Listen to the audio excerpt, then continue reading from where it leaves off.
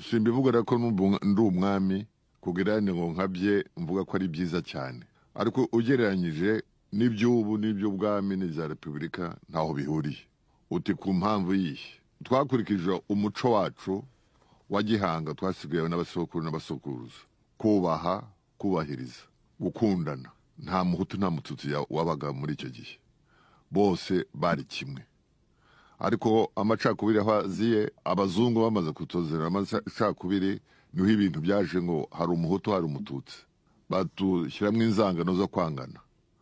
Mukuru w'ubutegetsi bwa cyami bwabaye ari mu Rwanda ari mu Burundi, umwami yari hejuru ya byose, ari umubyeyi, ntiyarobanuraga. Niyo mpamvu mu Rwanda umwami bamuhaga izina rye yihariye, iby'ubututsi akabivaho akajya ubwami. Ni ukuvuga ko ari we ureba bose, ari abahutu ari abatutsi ari abatwa. Rero iyo acira urubanza abacira bose kimwe, atavuze ngo ni kanaka cyangwa ni kanaka uriya. Nibwo rero uburere bw'ubutegetsi ko bwagendaga neza.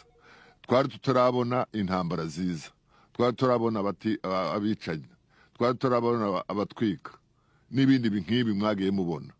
Rero wagereranyije nk'uko ibintu byahise, ureba igihe cya repubulika n'igihe cy'ubwami, ndagira ngo abaturage bonyine ubwabo nibo baca urwo rubanza. Hari igitekerezo